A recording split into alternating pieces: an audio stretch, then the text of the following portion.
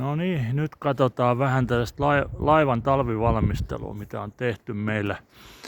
Eli ensin on siirretty laiva vähän irti laiturista syystä, että jos talven aikaan jostain syystä laiva kallistuisi vähän, joko nyt vesi laskee tai nousee, niin ei olla ihan laiturissa kiinni. Ja toinen syy on, että tässä on riittävästi tilaa tässä välissä tehdä lumitöitä niin laiturilta kuin laivan kanneltakin.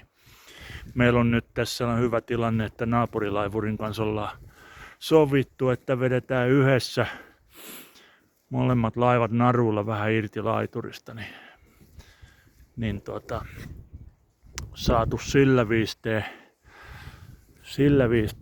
kivasti toi laiva irti tosta laiturista. Toinen tapa on, jos ei ole tällaista mahdollisuutta, niin laittaa sellaiset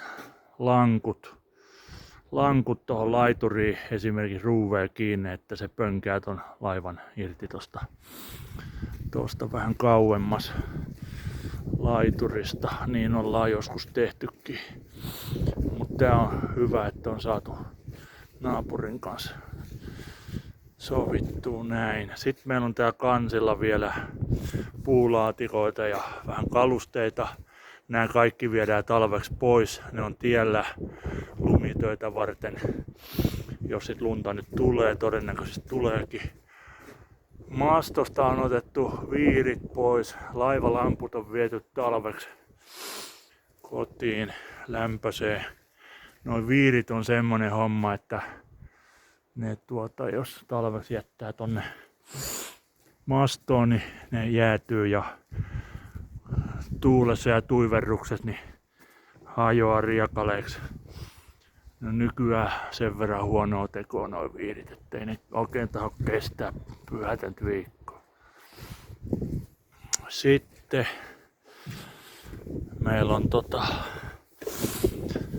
tänne laitettu tällaiset tukipuut tähän katon alle. Meillä on tällainen aika kevytrakenteinen paneelikatto, jossa on huopa päällä. Niin mietitty sitä, koskaan ei ongelmia ollut, mutta jos tulee oikein raskas lumikuorma tonne katolle ja märkää lunta, niin ettei nyt sit käy niin, että notkahtaa nämä meidän kaaret täältä, niin me on laitettu aina tänne tällaiset tukipuut. Sauna on täällä, sinne on vähän nostettu talveksi kalusteita. Vedet on tietysti tyhjennetty säiliöistä, hanat jätetään auki ja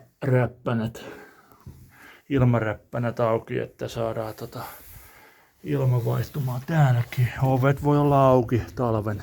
Se nyt ei haittaa, jos sinne vähän lunta sataa. Se kestää kyllä sen. Ohjaamossa on kans talvesta tuotu kaiken näköistä tavaraa. Tuolla meillä on tonne alakertaa räppänä reippaasti auki, että ilma vaihtuu.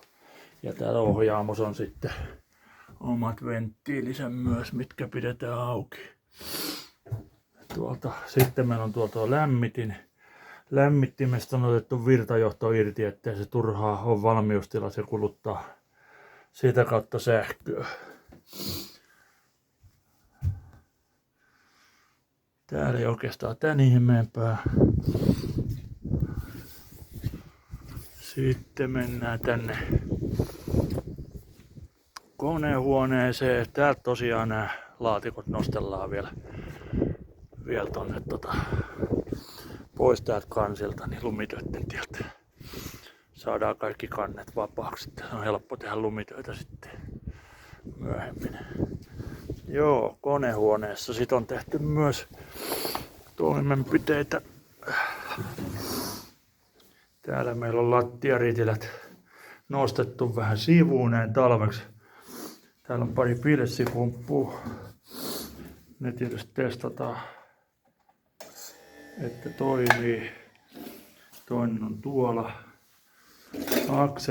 Akselitiivisteet on vedetty vähän tiukemmalle. Vannasputkis on saattolämmitykset. Tuon näkyy häntä, tuohon tulee vielä eristettä päälle. Sitten meillä on vesijohot tyhjennetty. Täällä meillä on vesijohot. Letkut on kaikki irrotettu jakotukista ja vesijohot on tyhjennetty. Tuolla meillä on pohjaventtiili eristetyslaatikos. Siellä on myös saattolämmitys. Ja vesiautomaatti on tyhjennetty, suodattimet irrotettu ja tuolta on myös vaihteistojen jäähdytysputkisto tyhjennetty. Ja täällä on vaihteiston jäähdytysputkisto, pohjatolppa otettu irti.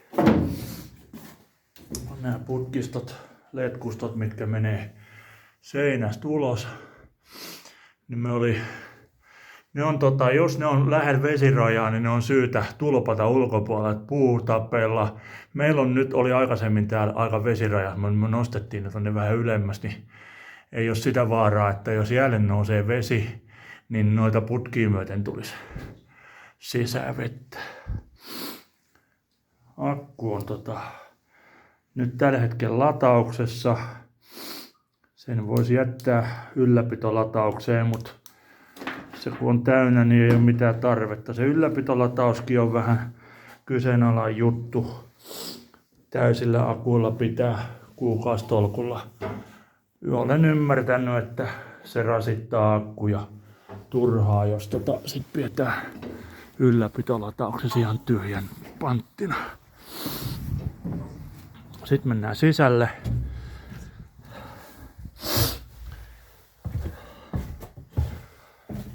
Täällä on nyt sitten vähän katseltu muun muassa vessa. Hanat on auki, koska putket on tyhjät. Yksi mikä kannattaa muistaa, pide irrottaa, koska sinne jää muuten vesi. Se kun talvella jäätyy, niin se on sitten pide entinen ja ostettava uusi. Meillä nimittäin kävi ekan talven niin vahingosta viisastuneena.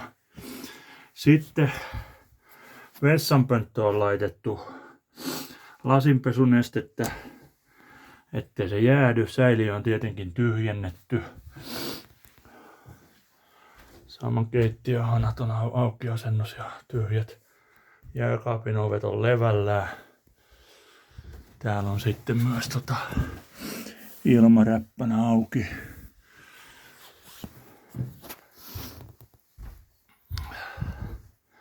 Kaikki ylimääräinen kama on viety talves kotiin.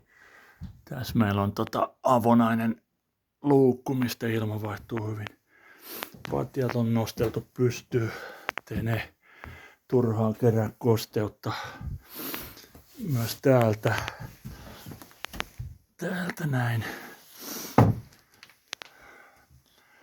Petivaatteet ja lakanat ja muut on viety pois.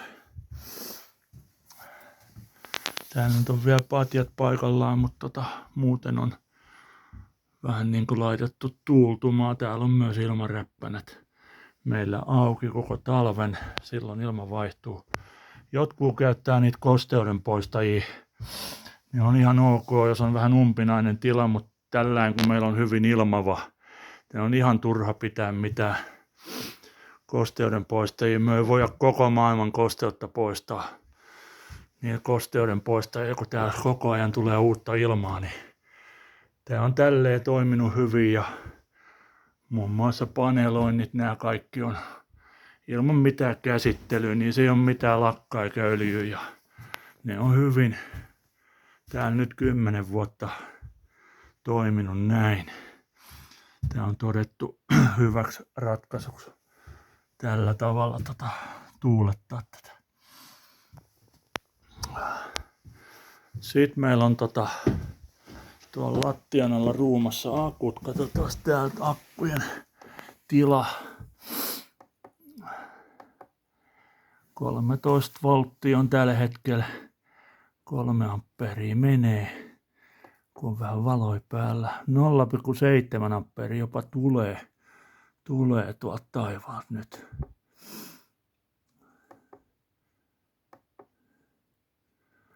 Se on ihan hyvä. Noi aurinkopaneelien piuhat tuolta akusta niin varmaan otetaan pois jossain vaiheessa. Niitä on turha pitää kiinni akuissa. Vaikka siellä nyt on diodit paneeleissa, niin ettei turhaa ole sitten siellä kiinni, kun ei mitään tuota. Tuolla meillä on akkupatterista takana noin isommat akut, ne on nyt irti. Nuo isommat akut on todettu nyt vähän jo huonokuntoisia. Meillä on tää pienempi setti tässä käytössä. Inverteri ei tietenkään ole päällä nyt. Ja tällä viistein on. Tässä on nyt suurin piirtein meillä tää talvivalmistelu, mitä me nyt täällä tehdään. Niin tällä mennään ja